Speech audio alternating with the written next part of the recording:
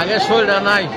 হ্যাঁ দর্শক আসসালামু আলাইকুম। এই মুহূর্তে আছি কুমিল্লা জেলার হোমনা উপজেলার জয়পুর ইউনিয়ন এবং ভাসানী ইউনিয়নের মাঝামাঝি সংযোগ ব্রিজ, কৃষ্ণপুর এবং শ্রীপুরের মাঝামাঝি যে সংযোগ ব্রিজ, এই ব্রিজের নিচে দাঁড়িয়ে আছি। আর এখানে দেখছেন আপনারা অনেকে ডুবাচ্ছে, অনেকে মাটি আনছে, অনেকে জাল মারছে।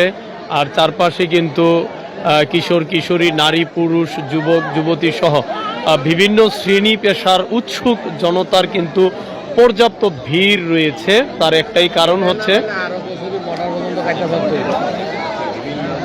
দর্শক আপনারা দেখুন যে চারপাশে এত মানুষের একটাই কারণ যে এখানে দুপুর 12:30টার দিকে ইব্রাহিম নামে একজন সৌদি প্রবাসী গোসল করতে এসে, কৃষ্ণপুর গ্রামের সৌদি প্রবাসী ইব্রাহিম নামে, তিনি এখানে এই যে ঠিক ওই যে কালো গেঞ্জি এবং নীল গেঞ্জি পরা যে দুজন ব্যক্তি, এখানটায় তিনি গোসল করার জন্য নামছে। তারপরেই কিন্তু তিনি স্রোতের প্রবাহে তিনি তলিয়ে যায়, আর তাকে আর খুঁজে পায়নি। এই পাশটায় দুজন নারী দেখেছিল, তারা বলছিল যে আপনি আর এদিকে আইসেন না। আসলে তখন কিন্তু তিনি না শুনে কিন্তু নদীতে ডুব দেয়, আর ডুব দিয়ে কিন্তু তিনি আর উঠতে পারেননি।